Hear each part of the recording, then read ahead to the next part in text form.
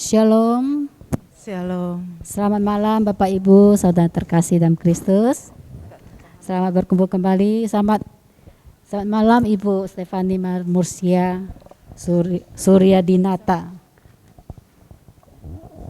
Firman pada malam hari ini akan dibawakan oleh Ibu Stefani Mursia Suryadinata dengan tema menjaga hati.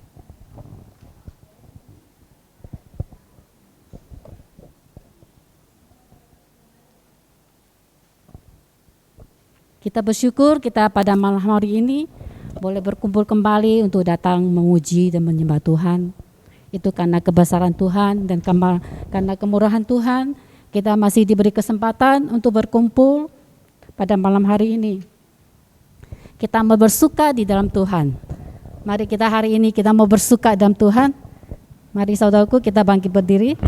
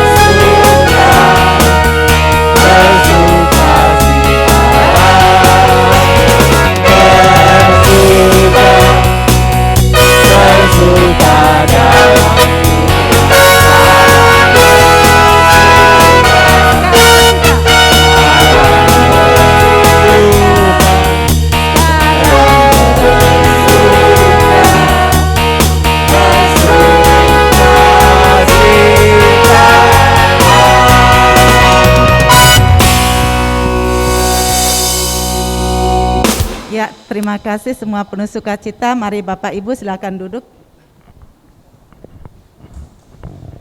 Mari kita buat tanda kemenangan Kristus dalam nama Bapa dan Putra dan Roh Kudus. Amin. Allah Bapa yang baik, Engkau sungguh baik di dalam hidup kami. Syukur kepadamu Bapa atas penyertaan-Mu. sepanjang hari ini di dalam segala aktivitas kegiatan kami. Dan kami boleh berkumpul Bapa pada malam hari ini di dalam persekutuan doa kami.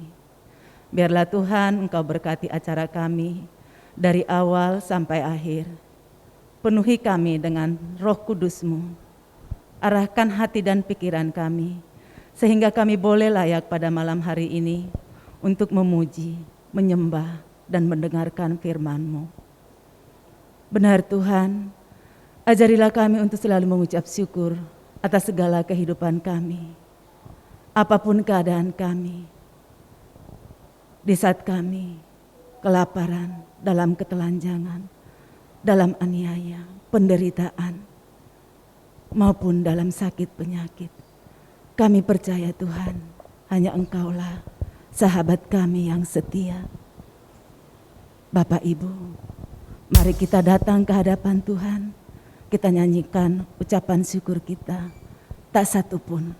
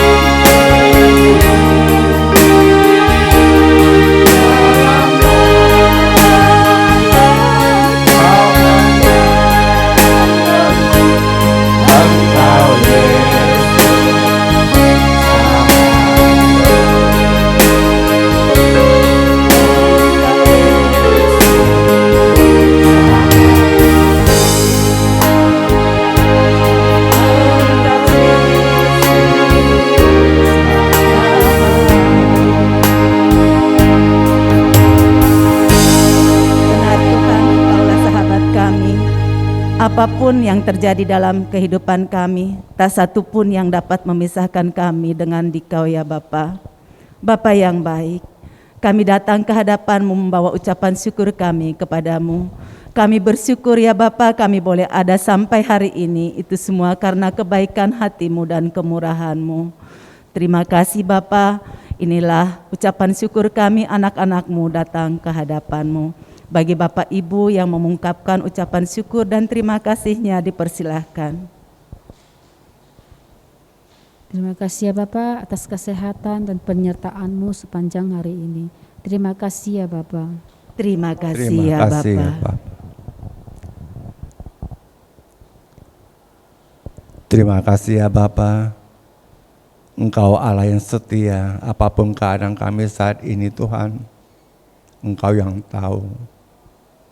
Engkau yang tidak pernah meninggalkan kami. Engkau yang selalu ada bagi kami Tuhan. Terima kasih ya Bapa. Terima kasih ya Bapa.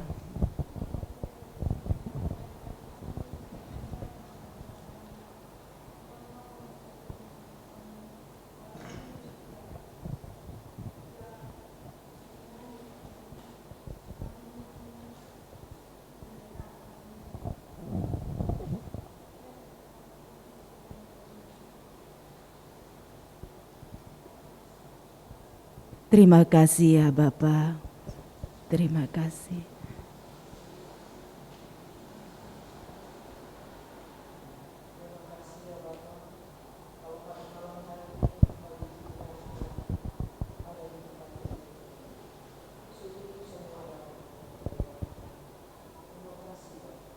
Terima kasih Bapa.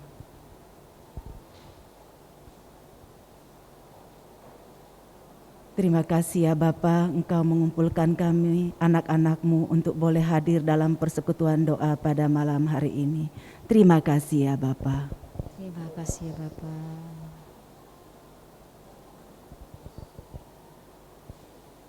Inilah ungkapan syukur kami ke hadapan-Mu. Engkau tahu Tuhan begitu banyak kasih-Mu di dalam kehidupan kami.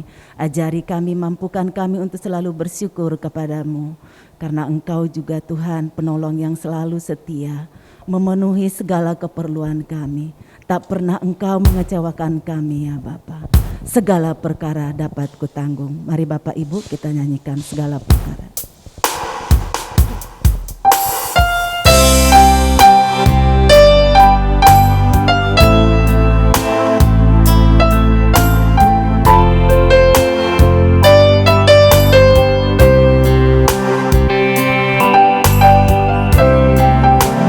Dapat ku tanggung di dalam Dia yang memberi kekuatan.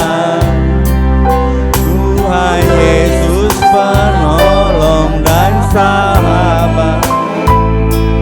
Tetap percaya Tuhan setia.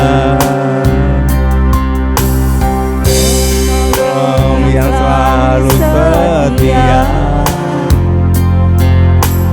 memenuhi keperluanku. Tak pernah Dia mengecewakan. Yesus tak pernah gagal. Mari berdiri Bapak Ibu. Segala perkara dapat kutanggung di dalam Dia yang memberi kekuatan. Tuhan Yesus penolong dan sahabat. Tetap percaya Tuhan setia. Segala perkara dapat ku tanggung di dalam Dia yang memberi kekuatan. Tuhan Yesus penolong dan sahabat. Tetap percaya Tuhan setia. tetap percaya. Tetap percaya Tuhan setia.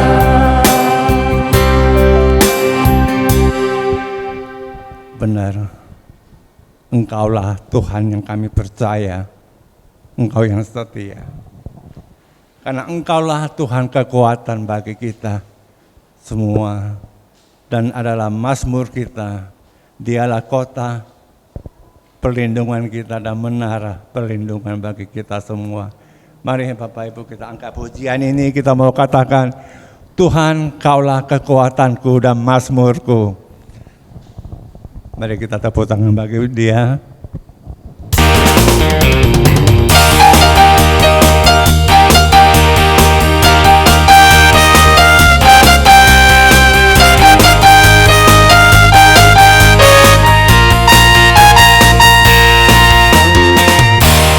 Tuhanlah kekuatan dan mazmurku, ya gunung batu dan keselamatanku. Padamu hatiku percaya, Kaulah menara dan kota perlindungan. Ku mau selalu bersyukur sebab cintamu padaku takkan pernah berubah. Hatiku percaya walau bumi bergoncang, gunung-gunung berandai, namun kasih setiamu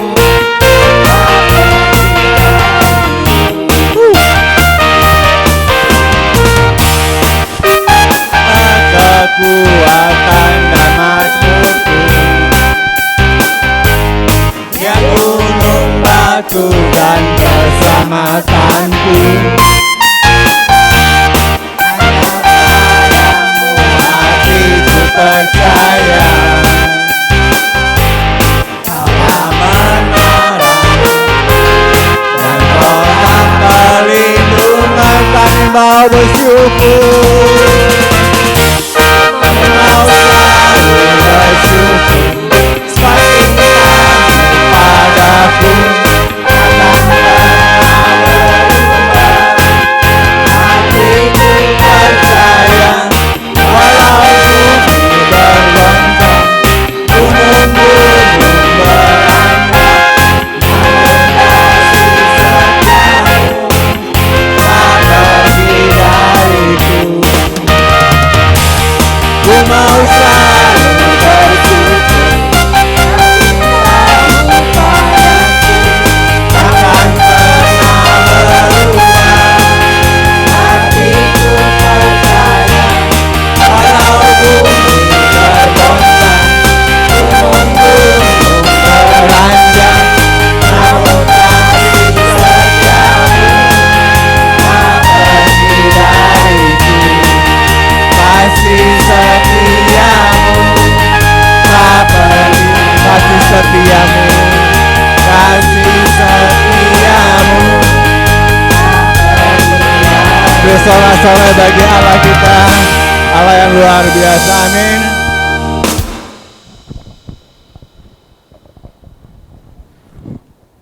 Kau Allah yang layak disembah, Kau Allah yang layak dipuja. Tuhan, utus Roh Kudus membimbing kami Tuhan, masuk lebih dalam lagi di dalam hadirat-Mu yang kudus. Biarlah segala pujian kami, penyembahan kami memenuhi tata kemuliaan-Mu. Engkau yang layak dipuji, Engkau layak disembah. Yesus, Engkau yang kami puja. Mari Bapak Ibu, saat ini kita mau menyembah Tuhan.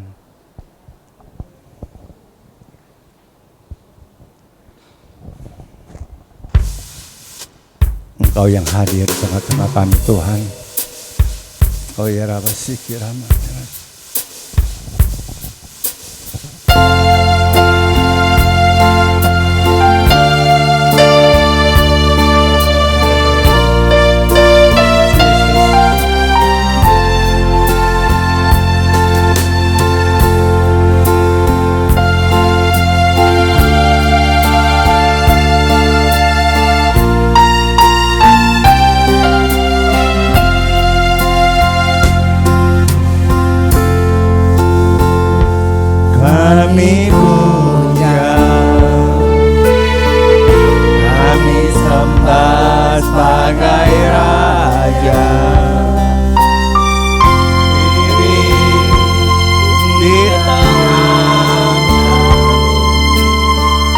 ditinggikan dan dipuji. Yesus kami puja, Yesus kami puja, kami sembah sebagai Raja.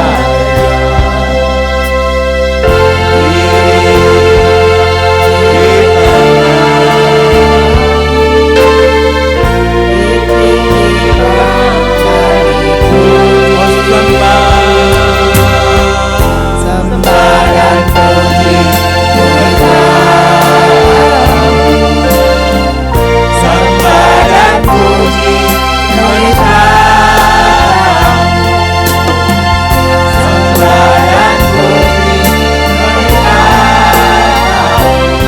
Yesus Tuhan adalah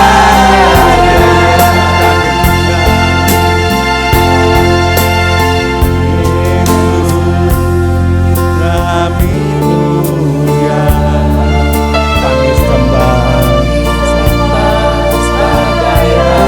Engkau yang hadir tengah-tengah kami Tuhan, di tengah kami, ditinggikan dan dipuji sama Dia.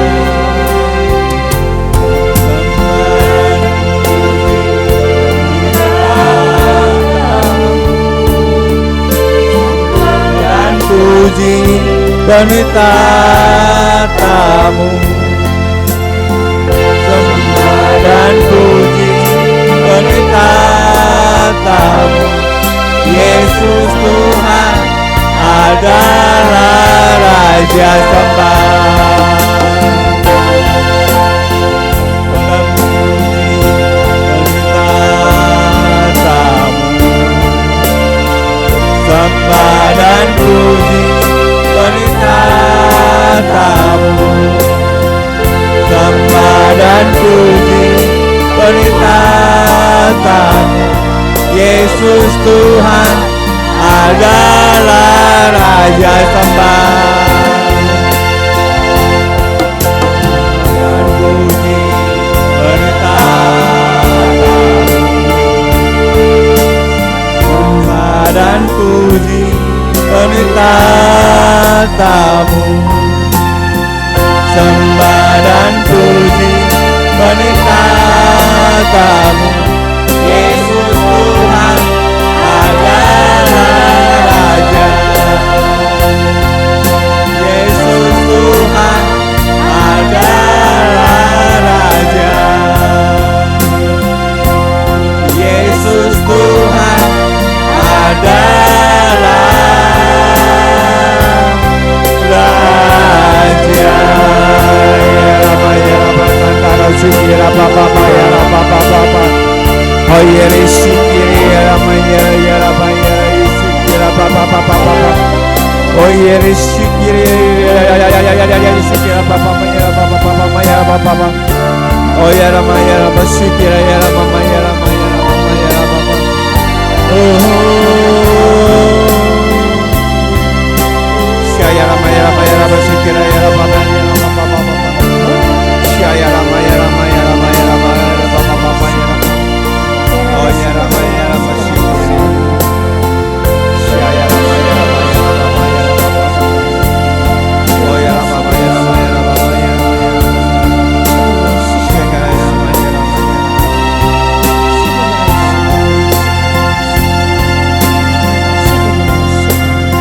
Shaya Rama ya Rama ya Rama ya Rama. Shaya Rama.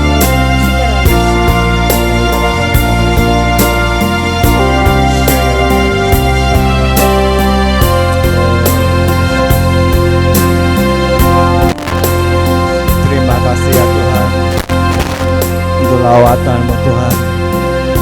Terima kasih, terima kasih, terima kasih Tuhan. Kami mengucap syukur dan terima kasih bila malam ini Tuhan Engkau telah mengutus anak-Mu yang Kau kasihi, Ibu Stefani Mursia Tuhan, yang akan menyampaikan firman-Mu.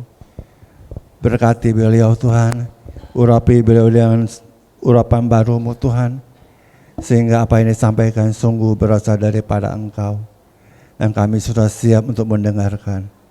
Kemuliaan kepada Bapa dan Putra dan Roh Kudus, seperti pada permulaan, sekarang, lalu dan sepanjang segala abad. Amin. Kepada Ibu Stefani kami persilakan.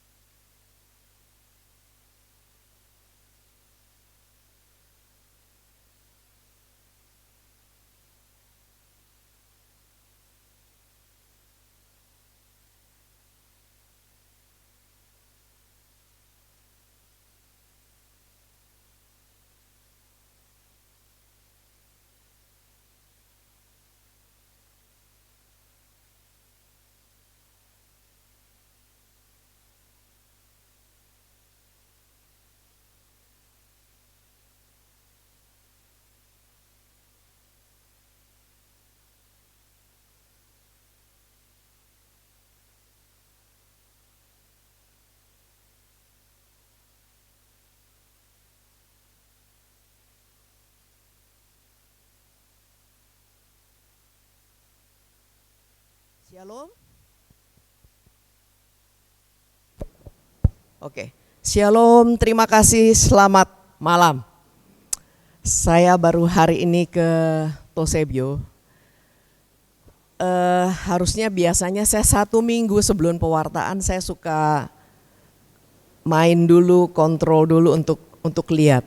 Tapi tadi hari ini untung aja nggak macet, bahkan saya sempat lebih pagi. Saya dari Keramat 6. Ternyata saya suka makan bakmi di sini. Ada bakmi Ahong ya, bakmi Ceki. Loh, saya baru tahu loh ada Fatima di sini. Aduh, maaf ya. Tapi mudah-mudahan dengan adanya hari ini saya jadi semakin mengenal gereja ini dan persekutuan ini. Shalom ya Bapak Ibu semua yang dikasihi Tuhan. Ada sukacita enggak? Amin. Ada sukacita enggak? Amin, ini kurang kencang. Ada sukacita enggak? Amin. Kita boleh umur terus bertambah, tapi semangat kita kalau di dalam Tuhan harus tumbuh loh. Tadi nyanyi pujian-pujiannya tuh bagus, tapi kalau bersemangat, lebih keren. Jadi kalau kita menyembah Tuhan, kita nggak usah malu-malu. Kita ini di sini semua belajar bareng, ya. Jadi kalau pada malam hari ini saya dikasih kesempatan, bukan saya lebih pintar, bukan, ya. Tapi kita mau buka sama-sama, kita buka sharing-sharing pengalaman ini. Semoga apa yang saya alami bisa menguatkan Bapak Ibu. Nah, biasanya suka ada kesaksian, tapi mungkin malam ini nggak ada kesaksian ya. Baiklah, perkenalkan saya Stefani. Saya seorang istri, seorang ibu dari 3 orang anak. 2 anak saya, yang pertama dan yang ketiga sudah bersama Tuhan Yesus. Anak saya yang kedua, laki-laki umur 33 tahun, sudah menikah, belum punya cucu. Nah, saya dari paroki Hati Kudus Keramat. Mungkin tahu ya, yang biasa suka novena Antonius, pasti tahu saya di Hati Kudus Keramat. Tapi saya datang ke sini adalah perutusan dari komunitas Efata. Komunitas Efata itu yang melayani lapas-lapas penjara-penjara narkoba. Nah, kira-kira perkenalan dari saya di situ. Ya, baiklah. Pada malam hari ini bisa dibuka slide saya. Kita terkadang kurang menyadari ya, di dalam kehidupan kita Tuhan memberikan kita jasmani yang sempurna. Mata, hidung, telinga, semua panca indera semua dengan sempurna. Dan kita paling takut kalau orang bilang kena serangan jantung. Takut kan ya? Takut.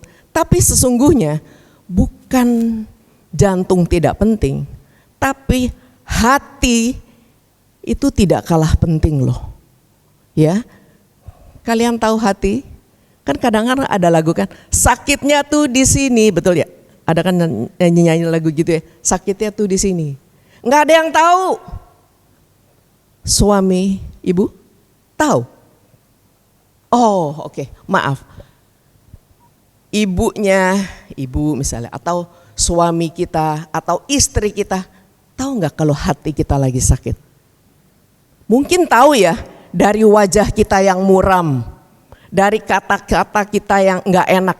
Tapi sedalam apa sakitnya hati kita, nggak ada yang tahu loh. Yang tahu cuman kita dan Tuhan. Nah, jadi menurut saya kehidupan kebahagiaan kita itu penting banget, ya. Apalagi kita di sini kelihatannya udah lumayan senior ya, umurnya mungkin sudah 40-an gitu ya. Kita harus kejar kebahagiaan kita. Kejar kebahagiaan yang seperti apa? Karena kalau mengejar kebahagiaan dunia pasti semuanya sia-sia. Ya, makanya hari ini saya mau perkenalkan mengenai hati. Hati yang secara jasmani itu juga penting. Jadi bapak-bapak nggak boleh kerja yang terlalu capek, pulang malam, begadang, minum dan sebagainya. Hati itu beratnya lebih besar dari jantung, 1,5 kilo. Adanya di perut kanan bagian atas, di dekat rusuk atas sini, 1,5 kilo. Kata kasih di dalam Alkitab itu sekitar hampir 500. Tapi kata hati di dalam Alkitab, saya sampai buka Google. Kalau buat pewartaan gini saya cari tahu supaya saya jangan asal ngomong. Itu 876 kata hati di dalam Alkitab ini. Artinya apa? Artinya penting. Artinya Tuhan mau apa? Artinya Tuhan mau menilik hati kita, karena kebahagiaan, kesusahan, semua itu adalah timbulnya dari hati.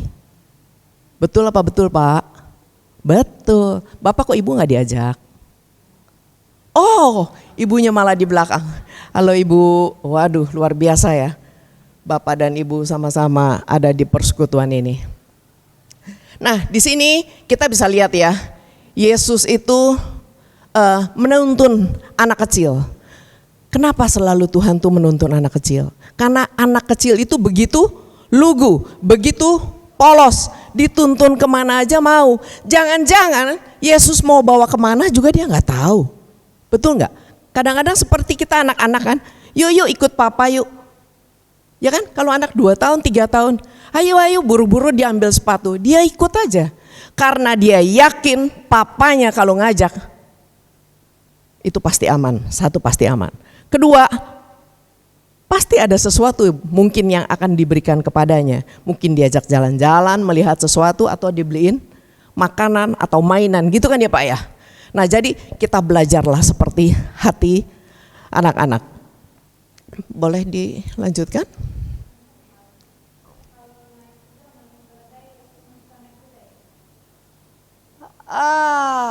Karena keledai itu, saya kelihatannya pertanyaannya mudah ya, tapi susah juga ya. Kenapa Tuhan nggak naik kuda ya? Karena kan kuda itu, saya coba menjawab, kuda itu kan relatif mahal. Sedangkan biasanya kan tentara-tentara, kan tentara Romawi atau tentara apa yang dulu selalu berperang. Sedangkan Yesus itu kan terlahir miskin.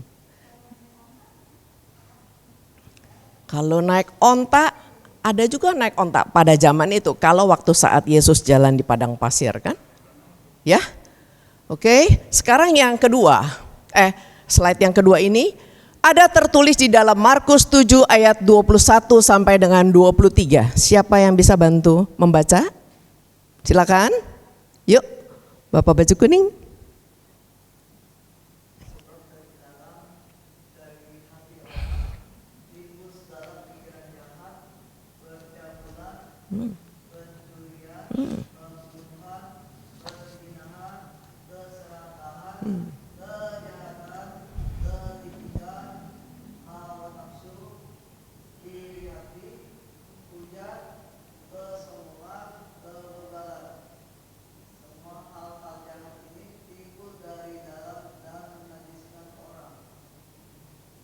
Demikian firman Tuhan kan ya.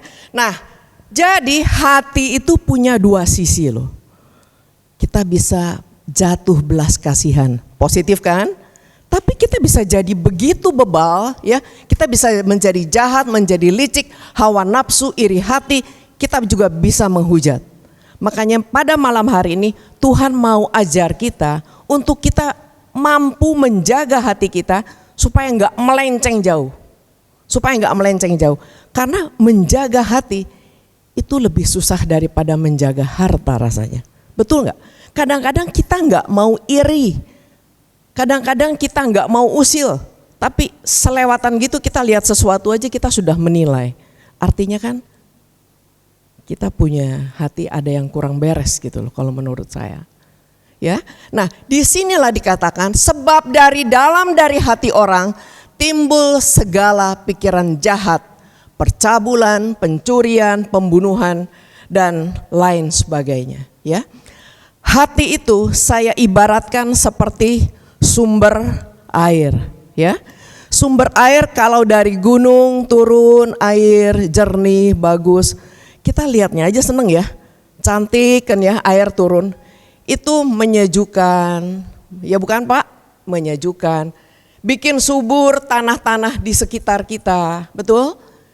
Rasanya lihat air bening kalau pas kita lagi ke gunung, kebetulan saya suka camping, kalau lihat air gitu ya, rasanya saya kepingin minum. Kayaknya minum nih enak banget gitu. Kalau saya yakini nggak ada yang tinggal, kadang-kadang saya berani minum. Tapi sekarang karena banyak polusi saya nggak berani minum Pak. Nah jadi seperti itulah air yang begitu menyejukkan, itu sama seperti hati kita yang bersih. Jadi turunnya baik, membuat kenyamanan, bahkan orang bisa minum, bisa hidup dari air yang bersih. Tapi sebaliknya kalau air itu kotor, begitu turun dari sumbernya, seperti kali-kali yang kotor itu, rasanya jijik. Pohon-pohon yang hanya bisa tumbuh, ya cuman rumput-rumput ilalang yang tidak berarti. Ya, nah bagaimana kita untuk menjaga kualitas hati kita? Di sini ada 3, bahkan ada 4 kita untuk menjaga hati kita. Kita jauhkan hati kita dari iri hati. Boleh slide selanjutnya Pak?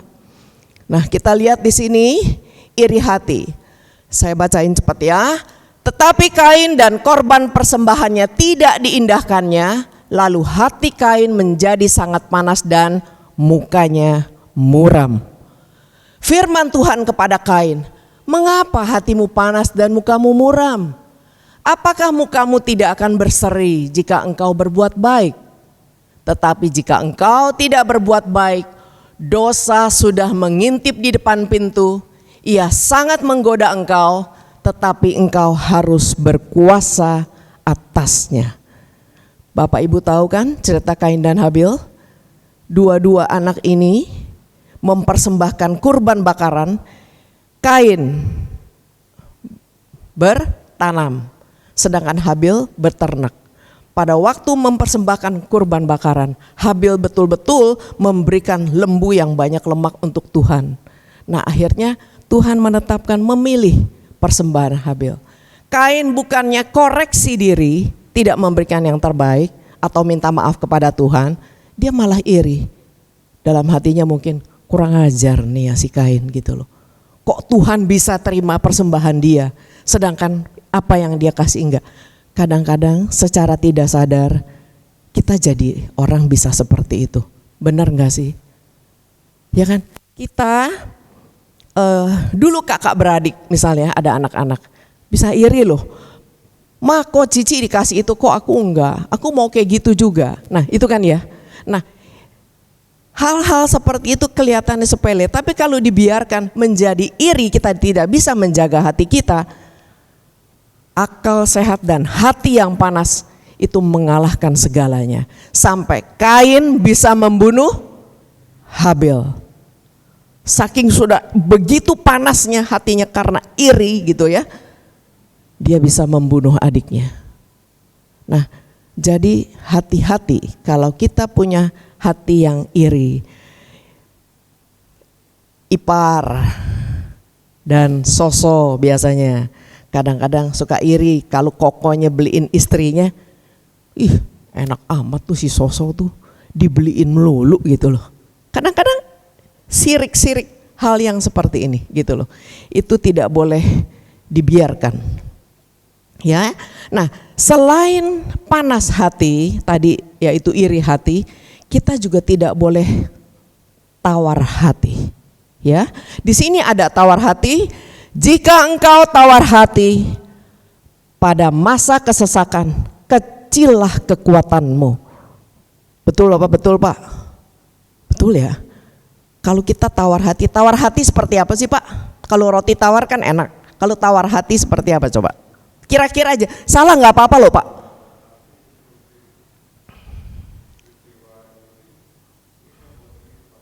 Betul. Wah, betul, tepat sekali. Tawar hati itu orang yang kayak udah kayak nggak mau ngapa-ngapain gitu loh. Maksudnya saya lakukan ini percuma lah, saya lakukan itu ya sudahlah gitu. Tidak bisa move on. Misal orang pacaran, jatuh hati, pacaran tidak kesampaian, putus, menikah dengan orang pasangan lain misalnya pasangannya. Nah dia tuh sakit hati, tawar dan akhirnya menjadi tidak mau menikah. Nah kira-kira begitu. Nah Tuhan gak mau kita tawar hati. Betul gak Pak? Kita harus bisa move on. Kita harus menyingkirkan sampah-sampah itu dari dalam hati kita. Karena itu sangat menyakitkan kita. Kita gak bisa lihat lagi masa depan. Kita cuman bilang, aduh enggak deh, semua laki-laki sama aja. Atau yang laki-laki, enggak semua perempuan sama aja, matre misalnya. Yang rugi siapa? Kita sendiri. Betul ya? Saya sharing sedikit. Tahun 98 saya pernah kena penjarahan. Mungkin ibu-ibu, bapak-bapak di sini ada yang tahu ya peristiwa itu waktu tahun 98. Pasti sudah lahir dong ya? Udah lahir kan ya? Nah itu kan ada peristiwa penjarahan. Ibu nggak tinggal di Jakarta. Wah, tahun 98 itu sangat-sangat luar biasa. Nah, saya diizinkan ruko saya 3,5 lantai habis dijarah. Ya, singkat cerita, saya merasa kok Tuhan gak adil. Saya kredit ruko itu, usaha itu bersama-sama suami saya, itu kredit bank Pak. Jadi totali begitu kejadian, ya hutang saya banyak. Biasa kan ya kalau di lingkungan ada romo yang datang mengunjungi. Ya Bu Stefani, Ibu harus sabar, Tuhan pasti kasih yang terbaik gitu ya. Nah saya itu dulu sekali, saya itu orang yang sangat logik. Langsung saya bilang, maaf ya Romo. Mungkin Romonya setelah itu Romonya juga gak ingat peristiwa itu. Tapi karena saya yang menyakiti saya ingat. Romo maaf ya, saya tidak melihat Tuhan memberi yang lebih baik. Yang jelas suami saya tidak punya pekerjaan, tidak bisa dagang dan hutang saya banyak. Dalam hati saya, apa yang bagus, besok mau ngapain aja gak tahu. Di dalam 2 hari ruko saya tuh habis digondol semua para penjahat itu gitu loh. Betul gak? Nah tapi kalau saya tawar hati, karena banyak juga dari peristiwa-peristiwa itu orang jadi gak mau usaha Pak, Bu. Karena mereka bilang, takut, percuma, harta dia habis gitu.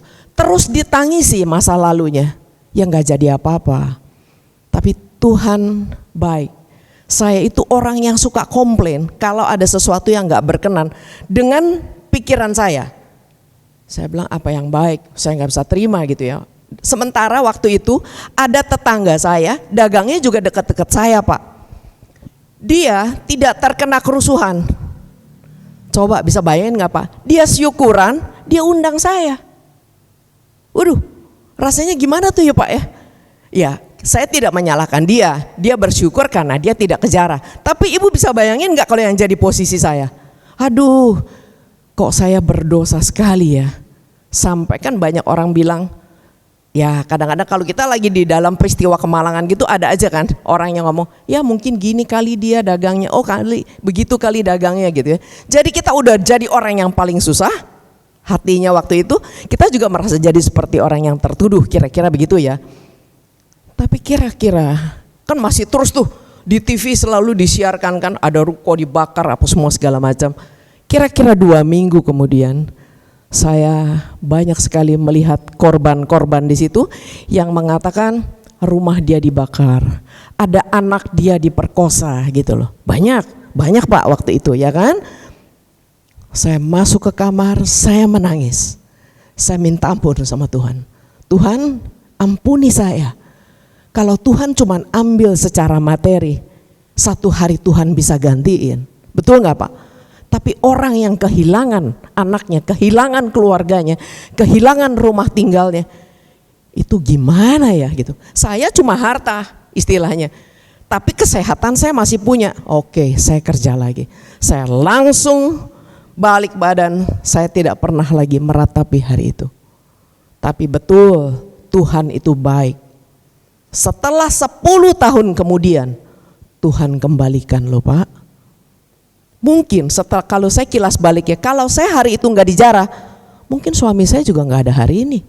Suami saya itu dulu dagang pecah belah Pak, piring, mangkok, buat catering, buat orang kado segala macam. Lah sekarang orang kasih angpau aja pakai QR code. Gimana caranya gitu ya? Nah, terkadang kita nggak tahu di dalam satu masalah itu ada satu kejadian yang sepertinya nggak enak. Kita nggak tahu apa yang tampak di depan kita.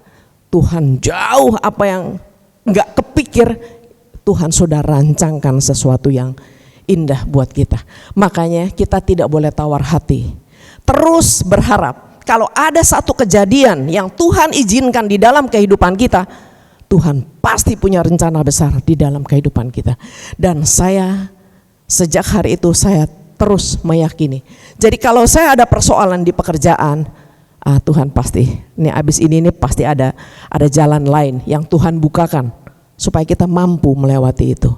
Betul kan? Jadi bapak-bapak, ibu-ibu di sini jangan pernah tawar hati. Apa? Jangan pernah tawar hati. Garam yang tawar aja kan dibuang kan. Nah, Tuhan gak mau kita tawar. Tuhan gak mau kita suam-suam kuku. Kita ikutin aja patternnya Tuhan sehari demi sehari. Kalau kita panjang pikir terlalu ke depan, hati kita itu sudah dibelenggu dengan masa depan. Padahal kita juga belum tentu terjadi apa yang kita khawatirkan. Setuju? Oke. Sekarang yang ketiga. Tinggi hati atau sombong, ya. Setiap orang yang tinggi hati adalah kekejian bagi Tuhan. Sungguh ia tidak akan luput dari hukuman. Nah, orang yang sombong, orang yang tinggi hati bukan hanya materi loh. Kadang-kadang kita lupa. Kita tuh bisa sombong rohani loh Pak. Betul nggak? Ya, bisa sombong intelijensi kita. Kita merasa oh kita pintar. Oh kita merasa kita cantik gitu loh. Banyak Pak. Ya kan? Orang-orang yang yang sedikit kurang kesadarannya terganggu gitu ya. Kan ada juga orang yang nggak mau merasa tua, ya dia pingin selalu terlihat cantik sampai ininya ditarik, anonya ditarik gitu loh. Masih untung pusernya nggak ditarik sampai naik ke jidat ya Pak ya. Ya kan kadang-kadang begitu. Jadi kita belajar untuk tidak tinggi hati, karena orang yang tinggi hati itu selalu mau terlihat lebih dari orang lain. Dia nggak mau ada orang kalahin dia gitu loh. Ada orang pintar dia merasa baru cuma dapat nilai segitu aja, itu sih kebenaran aja. Biasa kan suka begitu.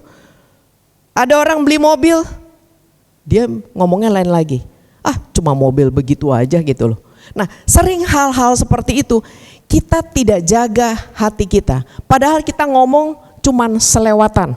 Tapi sesungguhnya apa yang keluar dari mulut kita, coba Bapak Ibu periksa lagi. Sebetulnya itu dari dalam hati kita yang kurang bersih. Seharusnya kita ada orang bahagia, kita harus ikut bahagia. Ya, kalau saya dulu selalu bilangnya gini, kalau ada teman sukses, ya baguslah. Paling nggak kalau kita makan, kita bisa bayar masing-masing, nggak usah nyukongin, gitu loh. Ya kan? Kita harus senang melihat orang lain senang. Kita harus bahagia melihat orang lain bahagia. Tapi kita juga harus punya empati yang dalam ketika kita melihat kawan-kawan, saudara-saudara kita yang membutuhkan kita. Ya. Nah, licik. Itu ada di Yeremia 17 ayat 9. Boleh bacain Yeremia 17 ayat 9?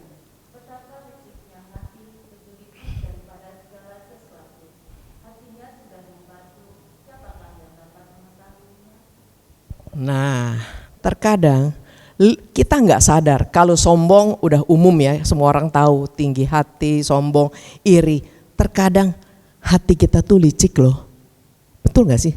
Hati kita tuh jahat loh. Makanya kita harus jaga baik-baik, hubungan kita harus intim dengan Tuhan. Karena diam-diam hati kita tuh jahat. Pernah nggak?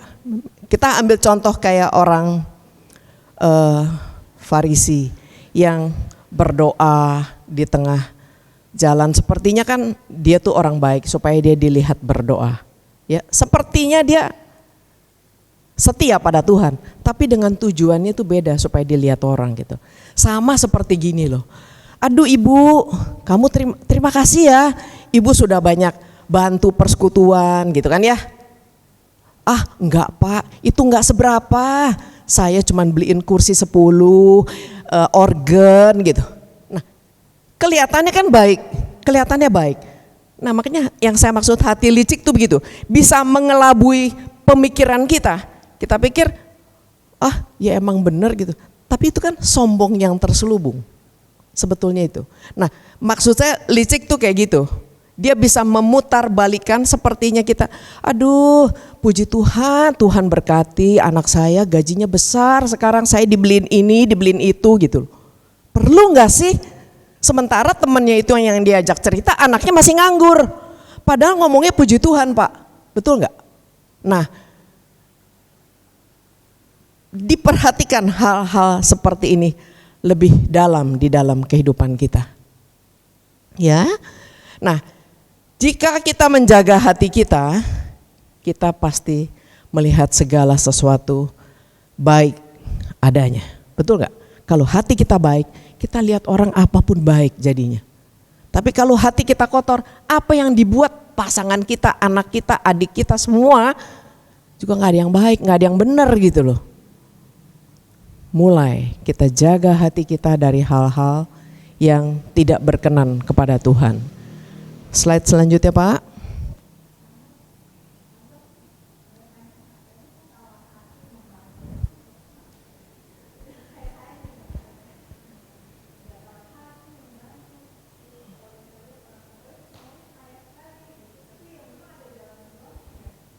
Kenapa? Orang Katolik kaya sekali. Kata siapa? Sekarang saya tanya, kaya itu ukurannya materi, betul nggak?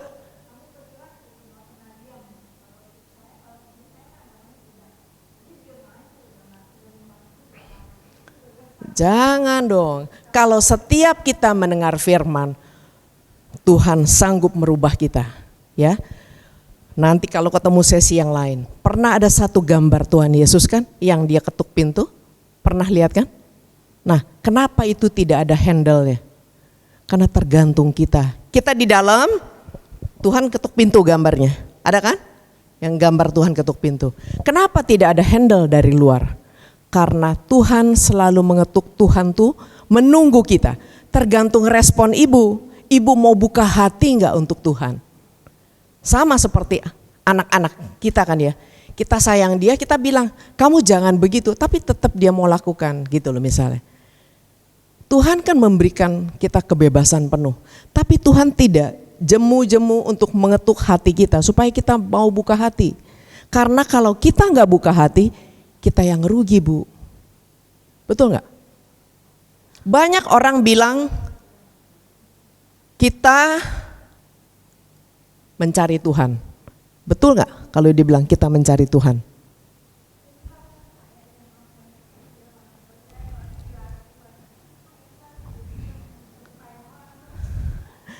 Iya kan? Iya. Iya, nanti Ibu boleh sharing dengan saya. Sharing khusus.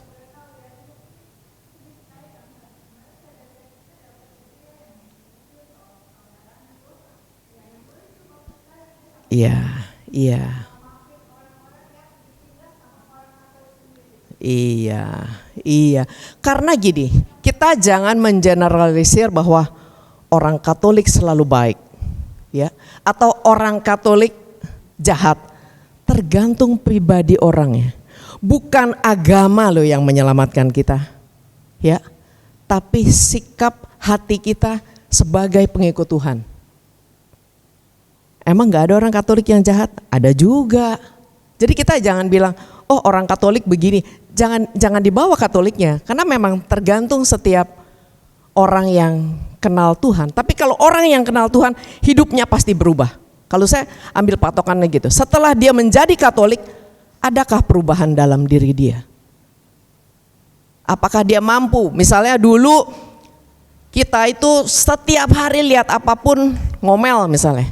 Tapi setelah kita kenal Tuhan, kita mulai lebih sabar. Nah, artinya Tuhan mampu merubah hidup kita. Ajaran yang kita pelajari yaitu benar gitu. Tapi kalau kita semakin marah, kita semakin komplain, kita semakin nggak punya toleransi sama orang lain, nah kita bisa koreksi nih apa yang nggak beres di dalam hidup kita, ya. Nah, jadi tadi itu yang dibilang apa ya? Tadi yang Mbak baca tuh apa ya? Oh, sudah ya. Orang yang hatinya berkenan, oke. Aku akan memberi kasih karunia kepada siapa yang kuberi kasih karunia dan mengasihi siapa yang ku kasihani. Kenapa? Kenapa seperti Tuhan ini milih kan? Aku akan memberi kasih karunia kepada siapa yang kuberi kasih karunia. Artinya Tuhan akan memberi karunia kepada setiap kita, tapi yang pantas dikasih kasih karunia. Betul nggak? Betul loh. Tuhan akan kasih karunia kepada orang yang layak menerima kasih karunia daripadanya. Kenapa? Supaya nggak disalahgunakan, ya. Jadi apa kita dikasih berkat nih, jadi bendahara atau apa gitu ya. Tapi kalau kita nggak bisa jujur, kita nggak bisa mengelola, ya tentunya kan itu nggak baik. Nah, begitu juga Tuhan pasti akan kasih karunia, misalnya ya mungkin karunia penglihatan, karunia nubuat, atau karunia menyembuhkan orang sakit. Tapi dia lihat setiap orang ini gitu loh, apakah orang ini pantas untuk diberi kasih karunia. Kalau misalnya untuk menjadi kesombongan dia, oh mungkin nanti gitu loh, ya. Nah, karena kasih karunia yang dipercayakan itu bukan untuk diri kita sendiri, bukan. Tapi kasih karunia yang kita terima dari Tuhan itu harus kita kembalikan untuk kemuliaan Tuhan.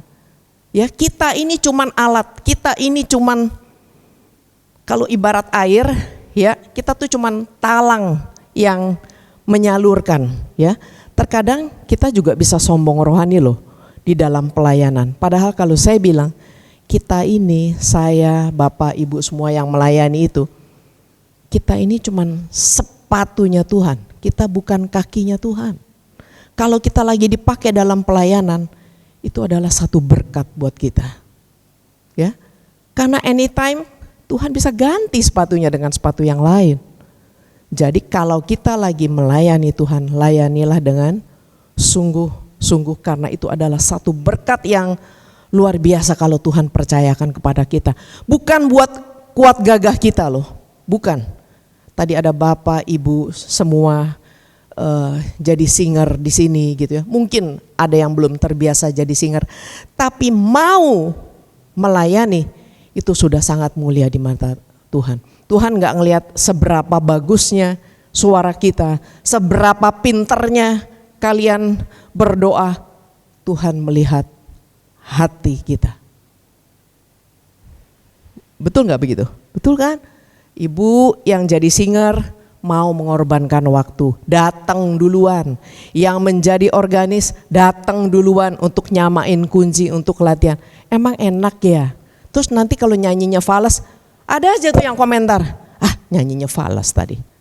No, kita sama-sama selalu membangun satu sama lain untuk kemuliaan Tuhan. Karena Tuhan bukan lihat kepintaran kita segala macam. Semua apa yang kita bisa bukan karena kita loh, tapi karena kasih dan kemurahan Tuhan. Jadi untuk ibu-ibu yang lain, bapak-bapak yang lain, boleh nanti rame-rame belajar singer sama bapak yang kacamata tadi itu ya. Bapak mau melayan itu luar biasa toh. Iya. Nah sekarang Lukas 6 ayat 45. Orang yang baik, Bapak yang baju putih yang datang terakhir, bisa tolong dibaca Pak, Lukas 6 ayat 45.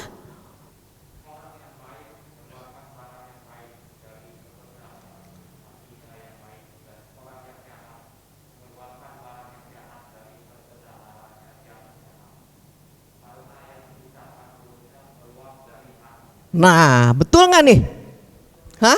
Orang yang baik mengeluarkan barang yang baik dari perbendaharaan hatinya yang baik, dan orang yang jahat mengeluarkan barang yang jahat dari perbendaharaannya yang jahat. Karena yang diucapkan mulutnya meluap dari hatinya. Kita sering dengar kan, ada orang gini, saya tuh memang kalau gue mulutnya aja yang judes, tapi sebenarnya gue nggak begitu. Suka juga kan kalau ngomong gitu kan. Enggak, si engkau itu misalnya yang jualan gitu ya. Enggak, si engkau itu emang gayanya aja begitu. Karena ada ya orang dagang jualan kalau ditawar judes juga ada loh. Enci-enci apalagi. Aduh, saya kalau ngelihat orang yang udah nggak enak ditegur ya, saya mendingan nggak belanja deh. Saya jalan aja ngeluyur. Nah, makanya itu adalah cerminan hati, ya. Rugi kan, ada pelanggan jadi nggak mau karena lihat orangnya jutek. Karena muka orang yang hatinya baik itu berseri-seri, ya. Nah jadi kalau ayat ini bunyinya seperti ini, jadi nggak berlaku tuh kalau ada orang ngomong dia sebetulnya baik kok, cuman ngomongnya aja emang kayak gitu nadanya, emang kayak gitu si Encek suka bentak-bentak, sebetulnya orangnya enggak kok itu. Menurut saya melalui firman ini itu tidak mungkin. Dia tidak mungkin baik. Kalau dia habis ngoceh, marah-marah, terus dia kasih duit, menurut saya itu hanya bagian dari penyesalan dia. Supaya orang gak sakit hati, ya udah gitu loh. Nah jadi apa yang masuk ke dalam diri kita ya harus sesuatu yang baik. Jadi hati, kan segala sesuatu itu kan sebelum masuk ke hati itu kan lewat mata, lewat telinga. Jadi kalau mendengar gosip-gosip yang kurang baik, tinggal aja. Oke ya, thank you, saya ada urusan gitu loh. Kalau ada orang yang matanya mulai melihat sesuatu, pengen lihat apa-apa orang lain punya, pengen, terus hatinya timbul niat jahat. Kalau kita kerja akhirnya kita jadi nggak jujur, ya kita bisa mencuri gitu. Jadi hati-hati dengan mata dan telinga kita, supaya hati, karena mata itu kan jendela hati ya, supaya jangan masuk ke dalam hati, akhirnya hati kita dikotori, jadi timbullah pikiran jahat. Nah sekarang semua udah ada yang kejelekannya. Nah sekarang lanjutannya, terus gimana ciri-ciri orang yang hatinya berkenan atau orang-orang yang hatinya terjaga? Boleh dilewat slide-nya? Nah di sini kan dikasih tahu, jagalah hatimu dengan segala kewaspadaan karena dari situlah terpancar kehidupan. Nah sekarang bapak-bapak, ibu-ibu, siapa yang punya dalam saat ini nih ya, yang merasa membawa barang yang berharga tuh apa sih? Saat ini nih yang ada, apa yang Bapak punya yang paling berharga saat ini? Yang Bapak bawa? Dompet, handphone, atau apa? Nah, pasti kan handphone. Handphone Bapak dikasih casing nggak? Dikasih casing. Dikasih anti gores nggak? Enggak, cukup dikasih dompet, tutup ya. Sekarang siapa yang handphonenya dikasih anti gores? Enggak ada yang dikasih anti gores. Oh, baik-baik juga di sini ya. Handphone saya kasih anti gores, saya kasih casing. Kenapa? Karena menurut saya handphone itu cukup berharga buat saya. Ya kan? Tapi terkadang kita lupa loh. Ya, hal-hal seperti itu aja udah berharga buat kita. Kita punya dompet, kita sayangkan. Kalau nggak ada itu dompet, dompet saya kemana ya? Dompet ditaruh yang paling dekat dengan kita. Perempuan apalagi, kalau dia pakai tas merek, aduh, kalau ada hujan nih, kalau saya si orangnya cuek ya. Kalau hujan, tas saya bisa taruh di sini untuk ngalingin hujan kalau saya nggak bawa payung. Tapi banyak kan ya, cewek-cewek masa kini, ibu-ibu hedon, kalau pakai tas mahal, kalau hujan dia nggak gini, tapi dia begini, ya kan? Kenapa? Karena dia merasa tas itu begitu berharga buat dia, ya kan? Toko emas, simpan emasnya di mana? Kalau kita pas udah pada tutup, disimpan di brankas kan? Uangnya, emas-emasnya, berliannya, semua disimpan kan di dalam brankas ya. Betul nggak Pak? Saya pernah lihat toko emas kalau mau tutup tuh semua dimasukin ke dalam brankas. Kenapa? Karena barang itu begitu berharga buat dia. Betul ya Pak? Karena dianggap begitu berharga, begitu bernilai. Tapi terkadang kita lupa, kita nggak pernah jagain hati kita. Padahal hati itu lebih bernilai dari apapun. Betul nggak? Coba kalau ada handphonenya kebanting, handphonenya hilang, langsung hatinya sakit kan? Nah tapi hatinya sendiri nggak dijaga, cuma handphonenya gitu loh. Ya, jadi selain barang-barang yang berharga itu dijaga, hati kita benar-benar harus dijaga loh Pak. Dijaga dari segala situasi yang bisa merusak dan menjauhkan dari Tuhan. Kita harus jaga dengan baik. Kita harus kendalikan segala sesuatunya, ya. Nah, ciri orang Amsal 4:23 tuh perkataan Salomo tuh. Padahal Salomo punya hikmat, raja yang paling kaya ya. Tapi di sini dia pesan tuh, jagalah hatimu dengan segala kewaspadaan. Kenapa dia bilang dengan segala kewaspadaan? Karena iblis begitu pandai memanipulasi segala sesuatu yang bikin hati kita sepertinya benar tapi salah gitu loh. Sepertinya baik tapi nggak benar gitu. Nah jadi sama-sama kita waspada kalau ada satu masalah atau apapun, kita tarik diri sejenak, apakah ini kehendak Tuhan, apakah ini maunya Tuhan gitu loh Pak. Ya supaya kita tetap waspada. Nah ada di dalam Matius 5 ayat 8, berbahagialah orang yang suci hatinya karena mereka akan melihat Allah. Galatia 5 ayat 16, maksudku ialah hiduplah oleh roh maka kamu tidak akan menuruti keinginan daging. Nah inilah ciri-ciri orang yang hatinya terjaga, ya betul kan? Orang yang hatinya terjaga, suci hatinya, mereka dapat melihat Allah. Melihat Allah di sini maksudnya apa sih? Dia punya kepekaan karena relasi yang baik. Kalau orang yang hatinya bersih, di saat dia berdoa dia bisa hening. Bahkan kadang-kadang mungkin enggak banyak apa yang dia minta. Dia diam, dia sungguh dapat merasakan kehadiran Tuhan di dalam hatinya. Nah itu ciri-ciri orang yang hatinya terjaga. Dia selalu tahu ada dorongan.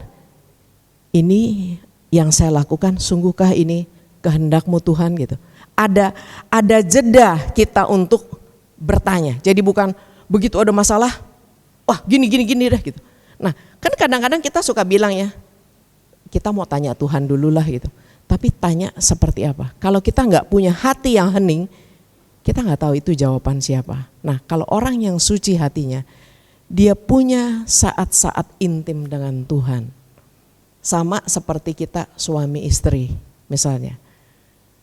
Ada orang jalan, pulang naik tangga atau masuk rumah, kita pasti tahu. Walaupun bukan jam pulang kerja. Ya, misalnya ibu dah, ini bapak kan. Kalau bapak pulang yang bukan jam kerja, pasti bapak ngeh.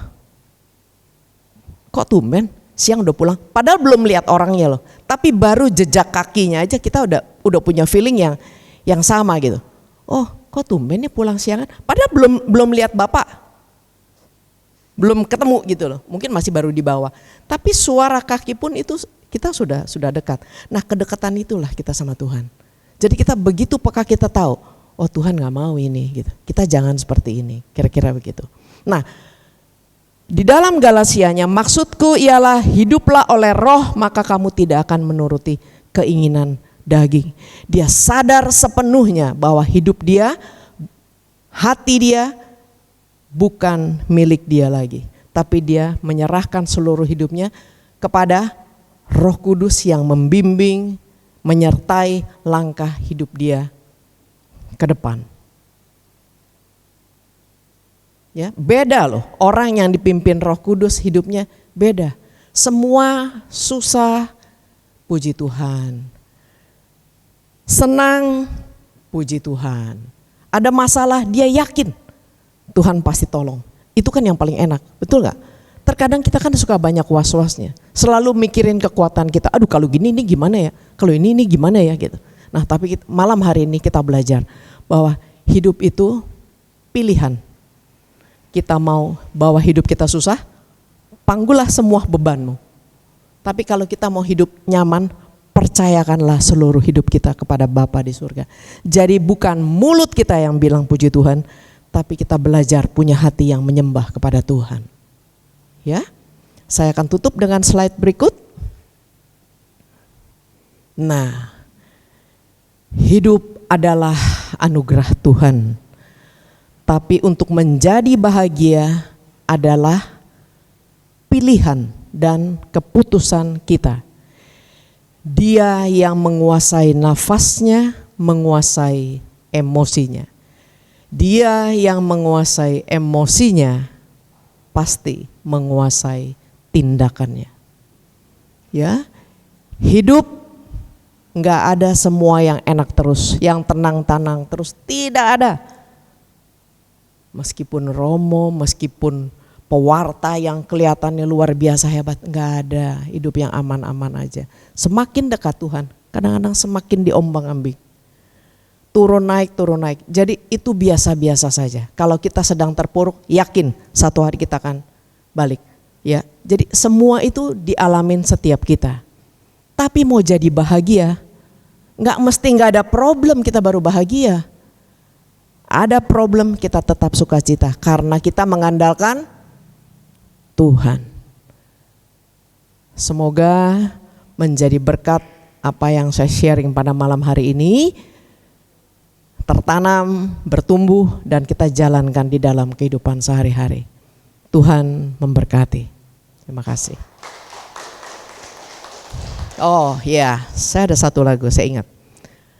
Jangan biarkan damai ini pergi. Jangan biarkan semuanya berlalu. Hanya padamu Tuhan tempatku berteduh. Dari semua kepalsuan dunia. Dari semua kepalsuan dunia. Jadi apa artinya? Semua yang terlihat indah, semua adalah kepalsuan dunia. Hanya Tuhan. Ya dan amin. Terima kasih.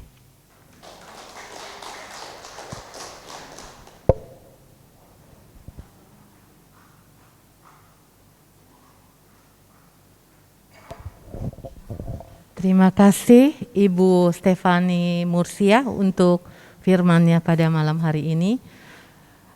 Kita mau memberikan persembahan kasih karena kita tahu kita rindu membalas kasih Tuhan, kita mau memberikan persembahan yang terbaik dari kita.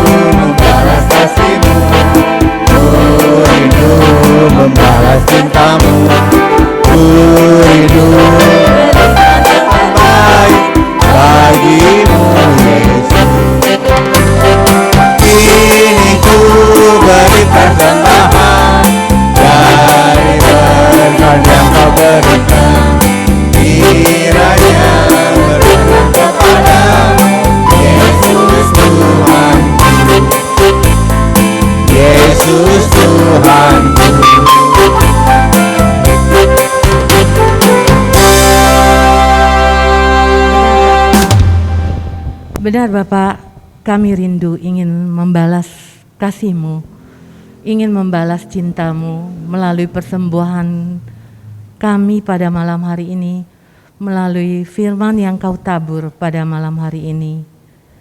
Terima kasih Bapak, terima kasih untuk firman-Mu yang ditabur pada malam hari ini. Kiranya firman yang kami dengar boleh menjadi rema untuk kami pribadi lepas pribadi. Berkatilah Bapak, Ibu Stefani Mursia, berkati kesehatan, keluarga, pelayanan, usaha atau pekerjaan beliau, sehingga dimanapun Ibu Stefani Mursia berada, nama-Mu tetap dipermuliakan. Bapak, saat ini kami ingin berdoa untuk teman-teman kami, untuk keluarga dan saudara kami.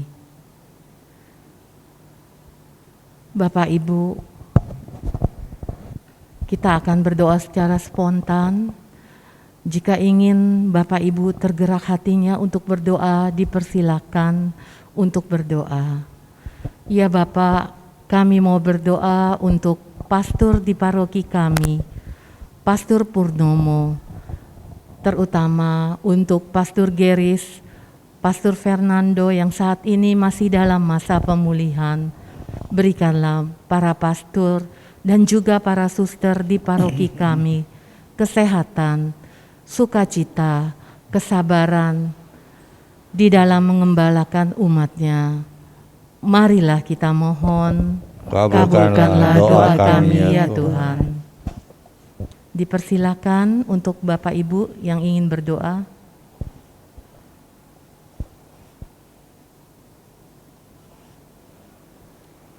Ya Bapa, kami berdoa bagi kami semua yang berkumpul pada malam hari ini. Benar Tuhan, ajarilah kami anak-anak-Mu untuk selalu menjaga hati kami sehingga kami boleh melakukan apa yang berkenan di hati-Mu. Biarlah terang Roh Kudus-Mu yang senantiasa membimbing, menjaga kami, melindungi kami sehingga kami terus mengerti apa yang Kau kehendaki di dalam kehidupan kami. Marilah kita mohon. Kabulkanlah doa kami ya Tuhan. Kami juga berdoa bagi umat paroki kami, secara khusus juga umat PDKK Tosebio yang sedang sakit pada saat ini.